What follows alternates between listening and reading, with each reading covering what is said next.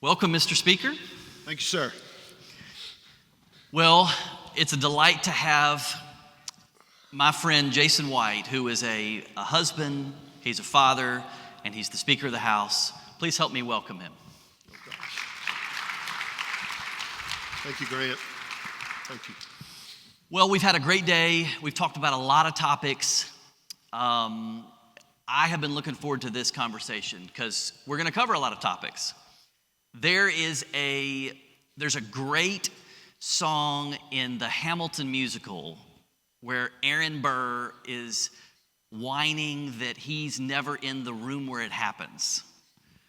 And when I think about Speaker Jason White, this is a man who, since being elected to the House in 2012, has been in the room where it happens, where policy is made, whether that was as a important lieutenant to Speaker Gunn, and now as Speaker of the House, you're in a position to drive a lot of policy. So how is the job differently now you've got one session behind you? How is the job different as Speaker than it was as just a legislator and maybe a lieutenant to a different speaker? First of all, I would tell you, when I got elected to the legislature, I wanted to be in that room. And I wasn't in there very long before I figured out sometimes you wish you weren't in the room. Yeah. Because it's not always great news and not always, easy decisions. But it's extremely different. And I tell folks, Speaker Gunn had been very good to me and allowed me to stand next to the fire, so to speak, and be in the room and have input as well. But also to see the inner workings of it. And what you learn is maybe, yes, the Speaker has a lot of power when it comes to driving policy and driving legislation. Yes, there's no doubt about that. But I think the greatest, if you can figure out how to harness it and get it there, the greatest power that getting to sit in the chair that I get to sit in comes as this: getting the right people in the room, like figuring out what a particular lawmaker is passionate about. Maybe it's an issue that is coming to the forefront of public policy in our state, and voters and citizens are starting to demand it, or taxpayers are starting to demand it on some issue.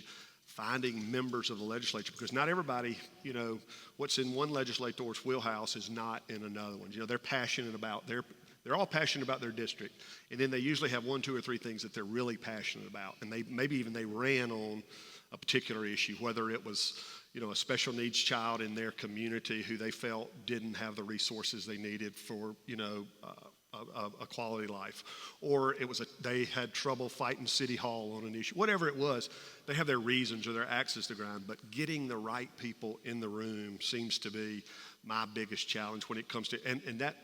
Here's the other part of that: not only among House members, but figuring out the other end of the building. Like everybody thinks it's a great day when you get your bill out of House committee or even get an affirmative vote off the House floor. You're not even a third of the way there. There's still that whole other end of the building, and then, that little place called the Governor's Mansion. Yep. And you've got to navigate those politics. And so it's challenging, it's rewarding. Some days it's fun, some days you might want to beat your head against the wall. But if we had any success in my first session as Speaker, it was because we let people have their say. This was the first session where we didn't read a bill. We didn't have a member demand. In Mississippi, we have a constitutional right as a legislator, and it's our way of filibustering. Like y'all read about federal Congress, they'll stand up and just read a phone book to delay a vote. We don't really have that option in Mississippi, but what we do have is a constitutional right to demand that a bill be read before its vote on final passage. And so when a lawmaker is really upset that they hadn't gotten their way or hadn't had their say, they will raise their hand, get recognized by the Speaker, and say, "Mr. Speaker, at the appropriate time, I'd like to have the bill read." And that is a constitutional right, and it cannot be avoided. And here we go. We read a 400-page bill for 2 hours, and we didn't do that this session. Yep. And it wasn't because people got their way. It was because I think they got their say. They got to lay it out there. And that's, some people have poked fun at us a little bit this off season. We've had tons of hearings on all sorts of different issues.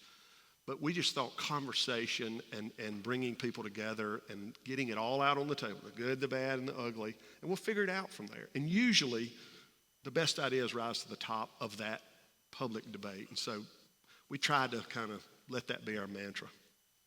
So your role is a little bit different than the governor or the lieutenant governor, although you're often lumped in the kind of the three of you because you're leading the House, the lieutenant governor's leading the Senate, and the governor is obviously over the executive, but they're both elected statewide. So you are elected from one House district to the legislature. 24,000 people. Yep. 24,000 people, and then you're elected again by your membership. So how do you navigate those two separate and at times maybe competing constituencies? First of all, my chief of staff, Clark Wise, who's here in the building somewhere, he talks about the three lanes of legislation and policy.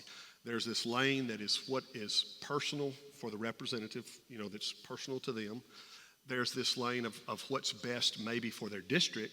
Mm-hmm. Then there's this lane of what is best for Mississippi. Those three things don't always, merge, so to speak. Now, when you layer on top of that the fact that my bosses, yes, they're the voters of Mississippi, but it's by way of the other 121 members of the House. And yes, we get to drive policy and maybe be the tip of the spear a little bit, but you're also calling balls and strikes for the 121 other members as they debate legislation, the committee process, all of that.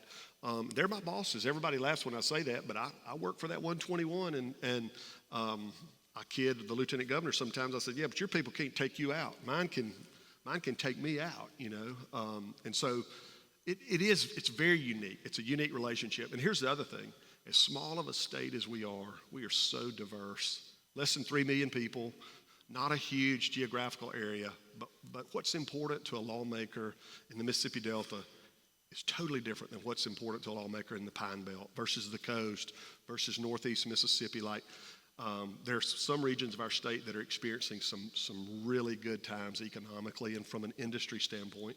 And then there are other areas that, the outlook is not so good. Mm-hmm. Trying to pull all of that together and thinking about what's best for the state as a whole while hearing all of those different members and their ideas about it. It makes for long days some days, but fun days for sure. Well, as I was thinking about this conversation, last week I re-listened to your inaugural remarks that you gave to the House chamber right after you were sworn in as Speaker in January. And I remember two comments stood out. You talked about chasing lions and you talked about rocking boats. What did you mean by both of those metaphors? Well, I would say some of the things we tackled in our first session in the House probably are examples A, B, C, and D of those phrases. But I think it was about, for me, I don't really come from a family of politicians or lawyers for that matter, and I never saw myself, I went to law school at Mississippi College, which is only 2 blocks from the Capitol. It's just right over on Griffith Street. So for 3 years, I drove by the Capitol every day going to class at the law school. I don't even remember, Grant, looking out the window at the Capitol and saying, I wonder what those cats are doing in there. I had my eye on, a law career and getting back home and that sort of thing. And so I don't consider myself a career politician. Yes, I've been in the legislature now 12 years, but as you know, we all have other jobs where we make our real livings. And so I don't consider myself in that way. And so I wanted our time to be useful. I don't want to be here a long time doing this. So I wanted to make it count. I don't want to, the oldest trick in the book legislatively is to run the clock out. It's easy to play defense in the Speaker's office because you can, with the timelines and the way legislation works, you can just sit on something and time kills it, through the deadline process. And you know this, we've been through some of those. I didn't want to do that. I wanted to be, y'all's summit is Solutions Summit, and we wanted to be about solutions. And here's the news flash for everybody and for my constituents, my colleagues on the other end of the building and at the governor's office. We don't believe we have the best ideas on everything in the House, but we want to talk about it. Like the PERS debate on the public employees retirement system. Nobody was dying to bring that issue up. Nobody campaigned on it. Nobody talked about it. I can promise you it wasn't on anybody's campaign literature when they were mailing out, seeking votes. But it's an issue that affects not only every retiree and potential state retiree through state employment, but it affects every taxpayer. And for us just to stick our head in the sand and pretend like everything's going to be okay, I'm not patting ourselves on the back for being willing to tackle it, but I'm saying it felt irresponsible to not talk about it, bring it up, try to figure out a way to kind of move the ball in a positive direction there. And so, I asked my House members to go in a direction that had kind of been hands-off for a long time. Well, in its entirety, the third rail of politics is that public employees retirement system. That's one example of, we were willing to go there. And we spent most of our time not on hot-button political red meat, I sometimes call it, that gets you a bunch of clicks on Facebook or Twitter. But we spent most of our time on big issues that move the needle for every Mississippian. Things like the education funding formula y'all were just handing out awards for. We spent a ton of time on that because we were moving the cheese around pretty good, and established state agencies, this isn't a knock on them, it's just they like to do things the way they've always done them. And when, crazy politicians come in and say, we think there's a better way, a more transparent, better student-centered way that focuses on each individual student and not the system, we think it's better that way, and we're willing to go there.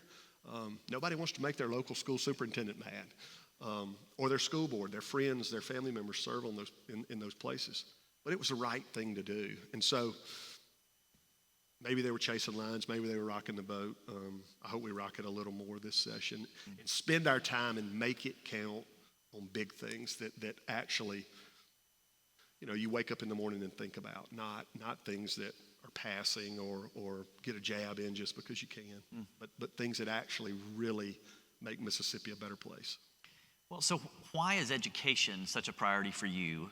And then within that set of issues, why was the funding formula the first thing that needed to happen?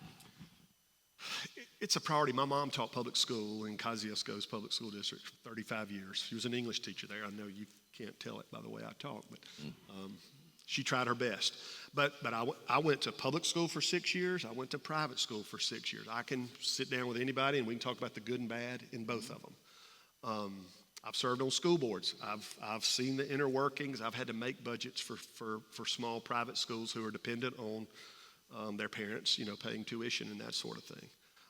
So I've seen that, especially from a more rural Mississippi setting. And I kid a bunch of our statewides all the time about, some of us in the legislature are actually from real Mississippi. We're not from the metro area or the Gulf Coast or DeSoto County. We actually have constituents that have real issues. We're worried about keeping our hospitals open. We're worried about having a quality school that folks can rely and depend on in their community. And, looking at that, and I'm from Attala County. My wife's from Holmes County. It's an impoverished county. It's almost 90% African American. We are hovering at the poverty level as a county. Property taxes are high. It's really the only source of means of making a budget for the county. And the school districts are chronically failing. And I have people show up at my law office or show up at my house wanting something different. And those people don't necessarily look like me and you. And so when folks say, oh, no, you just need more money, Republicans may have earned we may have earned some of our bad reputation on public school because we were always fighting because we were worried about the money. And I would tell you this, we've put our money where our mouth is. We spend almost 50 cents of every tax dollar, almost half of every tax dollar on K-12 public education. So when folks tell you we're not giving that the priority it needs, it's just not true. We spend a larger percentage than most any state in the union on public education. I thought we had to get the funding right and show and put our money where our mouth is. We're for good public schools. We're willing to fund them. Voters have said they value that. Let's do that. That's a good first step. We did tie it to each individual student so that there's a base student cost with the different weights that we could talk about from gifted to poverty to special needs and sparsity and CTE, one that we fought hard to get in there, career tech space. Those are important because as we start looking at the needs of each individual child, there's a dollar figure associated with that. And you'll see the House kind of move toward, some might call them baby steps in the choice world this session, but we intend to move a portability piece that allows the state share. We won't take your local taxes that the locals pay per student, but the state share, we're willing to follow that child to any other public school that will accept them, and the home district can't hold them against their will. Who could be against that? I don't see where that is. Now, does that bring logistical issues? Certainly it does. Schools have to know and plan kind of how many for kids and hire teachers and things like that. We're willing to work through all that, but other states are doing it. There's no reason we can't do it. We think that's a good first step. I think it is one small piece of the puzzle in giving some options, just because I see it. I see in my legislative district, which is not large, as we said, 24,000 people. I have A-rated school districts and I have F-rated school districts. And so the F-rated school district parents can see what a good one looks like. It's right there. They can look. If they don't have the means to pick up and move, if they don't have the money to pay for private school, they're just there. And I'm not trying to drive. I don't want them to move. I want them to make my community better. And I'm glad that they care about their child's education. I want to give them an option. And most common sense people, conservative, yes, but common sense, don't disagree with that. Now, it's tricky politically because of our storied past when it comes to public education and segregation and integration. And anytime you start bringing up public education, antennas go up. But it's still a line worth chasing too. I really think it is. And we're starting to see members, as they are touched by their constituents, come around to this idea. Well, I'm a fan of anything choice. I think it's also, you talk about the history makes it hard. I think one of the reasons it's difficult is because people for generations have navigated this system we have. And for the most part, people who have financial means or some kind of political capital, like people of means, have figured out a way to make it work. Yeah. They, for the most part, have figured out a way to get their kids into great schools, either because they have moved to communities with great schools or they're paying for private school tuition. And so I understand why sometimes those folks who got what they need, their kids are flourishing, they worry about the rug being pulled out. They don't want to hurt what's already working. But I think it's important that we remember that doesn't represent everybody. And there are people every day who know their kids are not flourishing. They're stuck in a setting where they could do better if they were in a better setting. They just can't afford to move, and they can't afford private school tuition. So how do we grow these options for families like that? I think in the form of baby steps instead of, I would love to pass a universal choice bill. And I still think, though public school supporters and advocates, challenge me on that, I still think it is not the silver bullet. Most people will still prefer their local community public school for their children's education. They prefer that if it's working. And statistics bear that out, even in states that have full universal school choice. That is the preferred method. They want them to go where they went to school and have the same experiences they had. So there is something to be said for the gains that we've had in some of the metrics that we measure with our public school students. I don't want to do anything to undo the gains that we've experienced. I would say all school districts aren't there, so that's gets more into the accountability model and the way that we figure out exactly what our schools are doing, which is that's a whole nother leg to this stool of education. But I think it is folks being willing to acknowledge, number one, and a lot of our policymakers that get a vote on this issue, they do have the means or the wherewithal to move to that better school district or to pay for private school tuition. So if they were in a bad setting, that was their way out, was through socioeconomic factors that were beneficial to them. I'm saying it's going to continue to be a drag on our state's economy. We talk about the labor force participation rate and how low it is and education attainment levels and all those things. It's going to continue to be a drag till we realize there are segments of our population who don't have a choice and they're stuck where they're stuck. Maybe it's because of choices parents made, earlier in life. But we ought to figure out a way to get out of that rut and give those kids some other option, give those parents some other option. I just think we're fooling ourselves by not availing ourselves to these things that are out there. And I'm willing to take the baby steps, and I hope we're going to see common sense prevail on those issues in this session. I think it's time for a ripe conversation about it, and folks are coming around, and voters are starting to demand it. We polled these issues and spent a bunch of money this summer on these specific issues. And it's not just a Republican or even, some folks say, oh, that's far right, Jason, you're getting extreme out there. It is middle-of-the-road voters are asking and demanding, in some cases, more input in their children's education. And they're paying the bill. I'm willing to give it to them.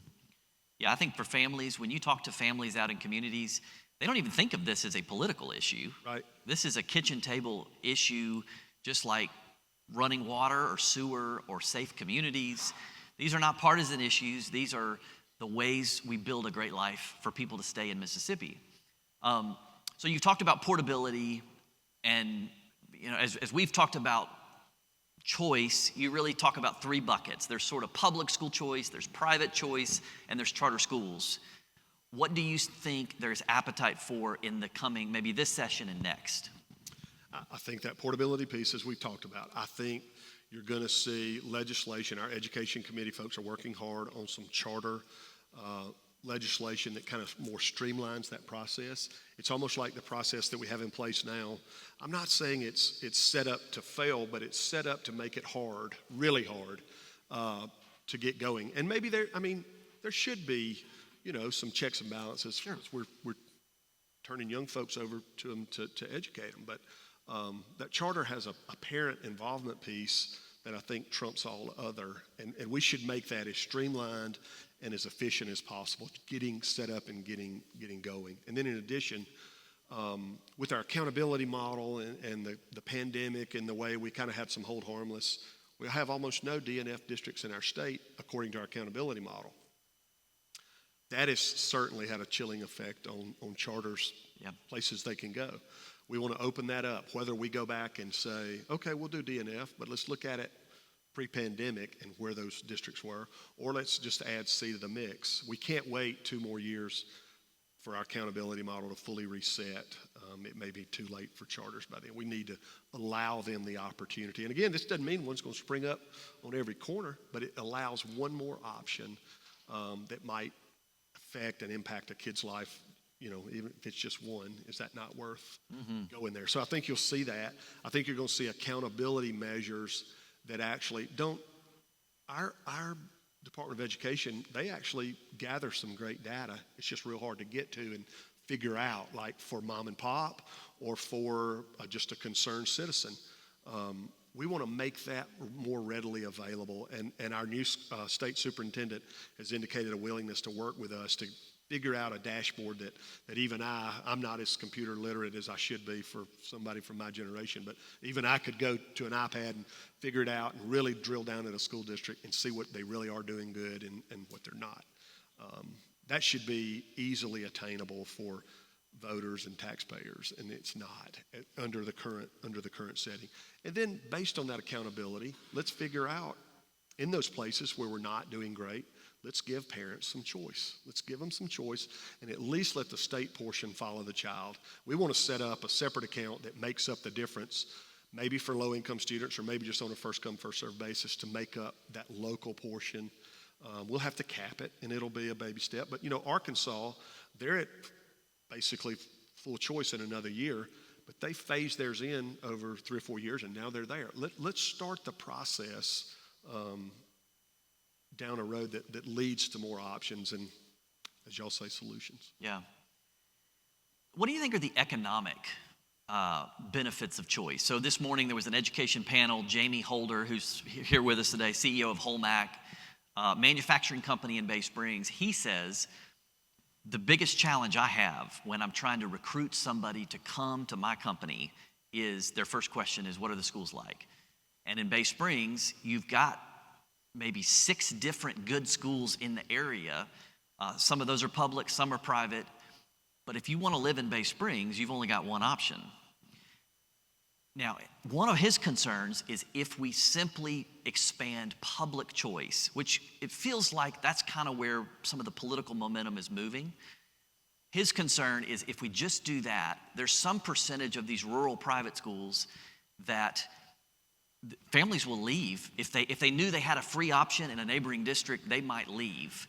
And then you put a real hardship on existing rural private schools that many of them are struggling. These are not schools like JA and Prep and MRA that are familiar. Yeah.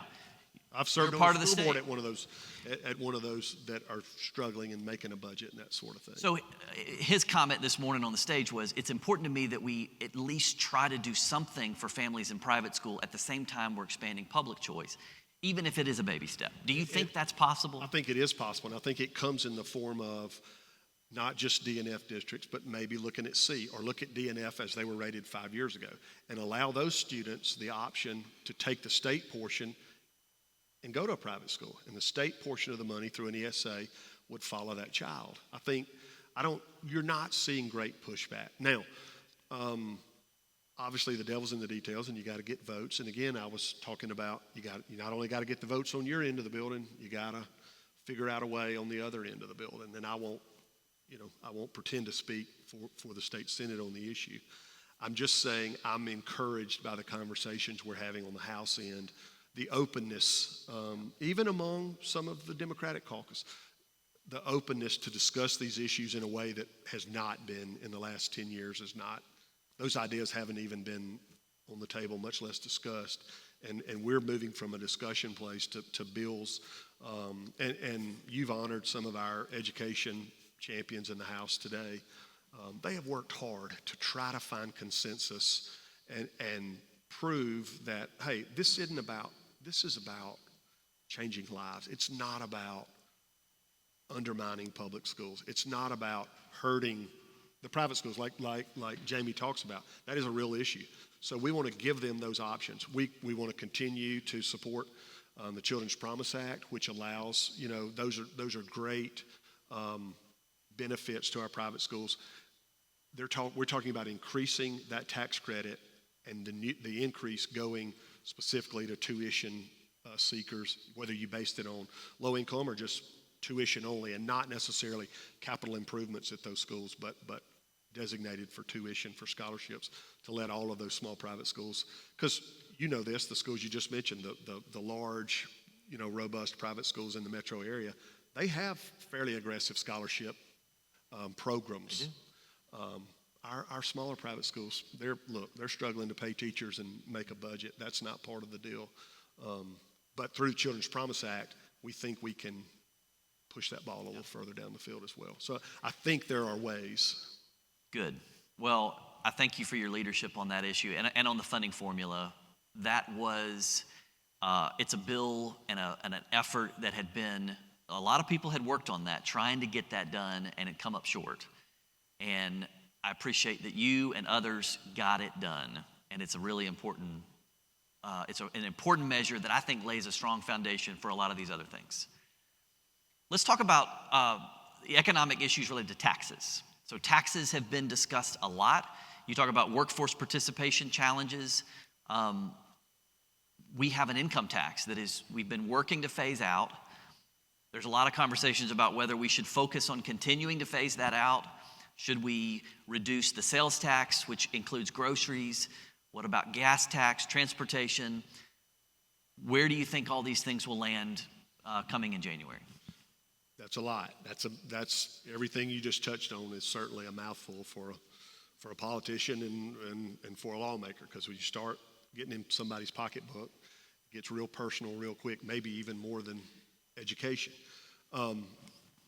We would like to move down a path that moves away from personal income taxation, the tax on work or the tax on productivity. If Grant Callen was setting up a state or federal government today from scratch, you would tax on consumption. You wouldn't tax people on their income. And so while we've made strides and at full phase in from our 2022 tax cut that we were able to get across the finish line, Mississippi will be a 4% flat tax state.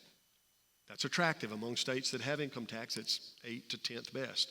I would just tell you, one of our problems is we got some very aggressive sister states around us who have very dynamic and powerful governors, a couple of which happen to be women, by the way. And Arkansas just lowered their income tax to 3.9. Louisiana just cut theirs to 3 when they get it phased in. Those numbers didn't fall out of the sky. Those were to get below our 4%. So it is a tool. Now, we can't just eliminate income tax and all of our economic, activity is going to go through the roof and everybody wants to be in Mississippi. But it's one more positive thing that we can do to move away from taxing your productivity and your work and move more to a consumption model. And at full phase-in, we will still be funding government. We will be taxing Mississippi taxpayers. A little over $2 billion will come from personal income tax if we're at a 4% flat tax state. So there's $2 billion that we are I would tell you, trying to restrict to core functions of government that citizens all agree we should pay for and have. Things like roads and police protection and corrections, all the things that we do with state government. We can do that in a measured sense over a reasonable amount of time and move away. The state has always experienced growth of traditionally 3 to 4%, always 3%, sometimes 4%. On a $7 billion budget, you can do the quick math on that. That's a couple $100 million of growth that we just see every year through inflation, if nothing else. We can buy that down over a reasonable amount of time and move away from the income tax. Now, we have the highest grocery tax in the nation at 7%. Most states either don't tax it or tax it at a reduced rate groceries. My stated public goal is to cut that in half over a reasonable amount of time. If we could get from 7 to 3.5%, the tricky part of that with the politics is that's the way most municipalities fund their municipal governments is based on sales tax, the diversion that they get from the 7-cent sales tax. And in most small and medium-sized towns in our state, that comes from the sale of groceries. Like they don't have big shopping malls and other things in most of our smaller towns, but they do have a grocery store. So the sales tax driver is the grocery tax. So if we're going to cut it, cities are not looking for us to cut their legs out from under them. And I've pledged to the mayors and boards of aldermen that we will try to keep them whole. So that makes it a double hit to the state. If we're going to reduce it and absorb and let the cities stay whole, if you will.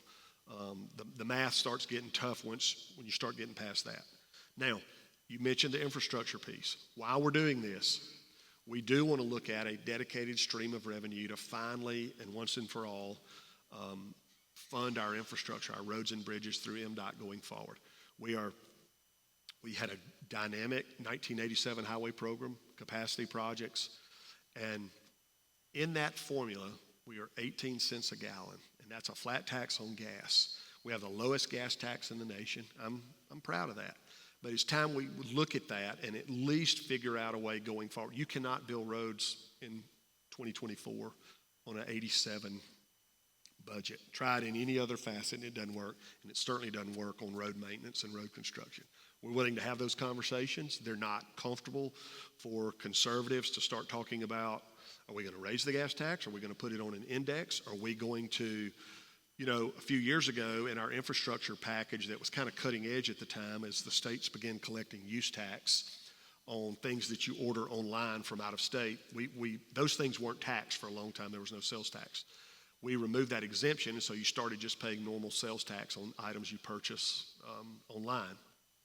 We dedicated a large portion of that to infrastructure, but the state gets some of that money. We could not touch the gas tax and divert more of the use tax specifically to infrastructure. There are other levers and ways you could do it, but we could also look at sales tax in general just as a way.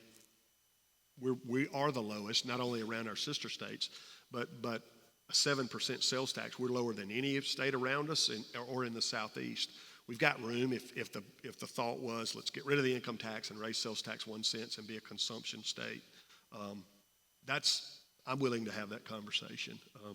Like I said, it's not. Some folks don't want to talk about raising a tax and lowering one. It would still be a net $1 billion tax cut to Mississippi taxpayers.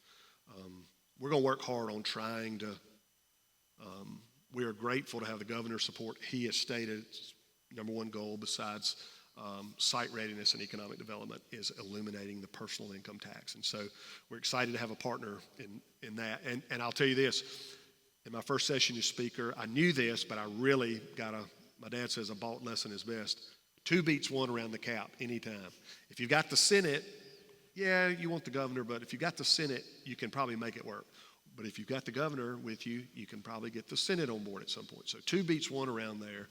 So we're excited to have his support as we seek meaningful tax reform that finally gets us without any. If we could pass a bill that eliminates the income tax without further legislative action, it would be a good day for Mississippi. Mm-hmm. Well, and that fits into labor force issues. So we've talked a lot about. There's a lot a lot of folks are talking about. We have record low unemployment, but we also have the lowest labor force participation in the country, which just means people who are looking for work can find it, but there's too many people that aren't looking. Income tax is obviously a great way to say we want to change the way we're thinking about punishing work or taxing it. Are there other things that come to mind that are going to be part of your agenda that you think of that will help pull more people into the workforce?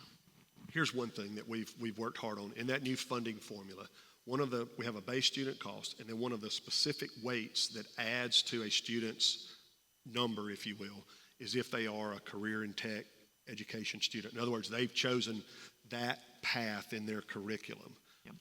And we are really, really pushing that. Mississippi, you won't hear people talk about this, but we do a really good job of graduating college prep kids that are ready to go to one of our four-year universities. The issue is only about a third of those actually go to a four-year university, and then only about half of that third gets a degree. We have not embraced, and maybe it was some more tradition involved of folks. We have a lot of first-generation college students in Mississippi, and that was, at my house growing up, it was never an option. My parents were like, you are going to college. And that is a worthy goal and good. You're getting a degree. Those are great. But not all of our kids are set up for that, nor do they want that. And if we can push the career tech space where when a kid walks across a high school stage and gets their diploma, they also get a certificate or a degree in a skill that has a good paying job in Mississippi that is available today.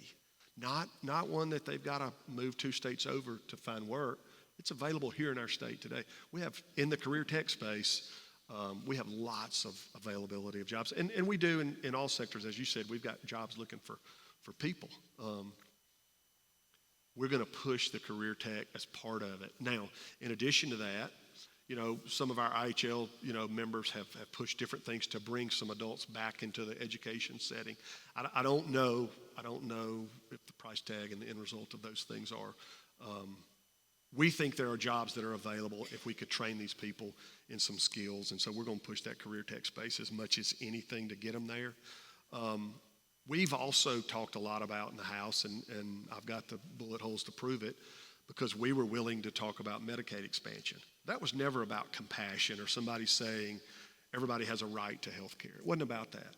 It was about the drag that our economy sees, both in the healthcare industry in our state and in just the economic activity as a whole, because a certain segment of our population are low-income workers, and maybe they're not jobs that anybody in this room today wants or that you and I won't, Grant, but somebody's filling those jobs, and they have no health care.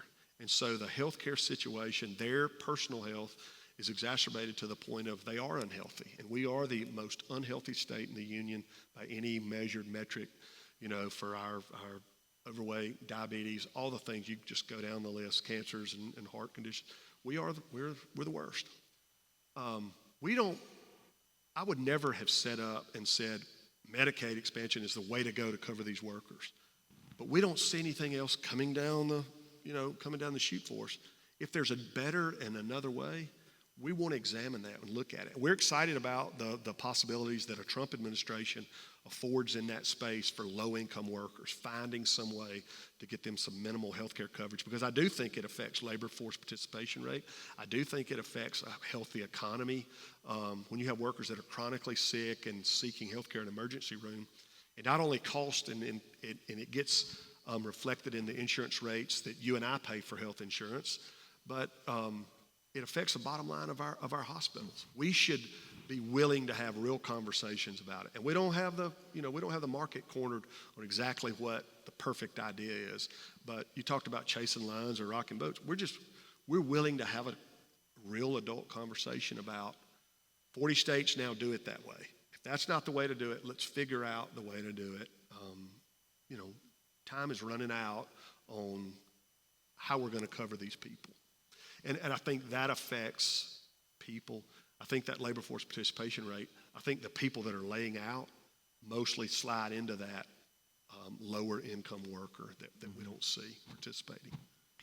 What do you think about the expanding scope of practice for nurse practitioners? That's been it's been part of both the healthcare conversation and the labor workforce conversation, because you have nurse practitioners who cannot practice to the full extent of their training without a collaborative agreement with doctors, which really limits the parts of the state they can operate in and their independence. Do you think that's part of the solution? It is part of the solution. And I will, full disclosure, I sleep with a nurse practitioner every night. My wife is a nurse practitioner.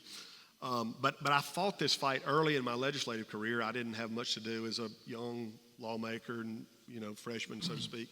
I was foolish enough to take on the optometry issue because we have optometrists that are trained and they can't practice in Mississippi to the full extent of their training.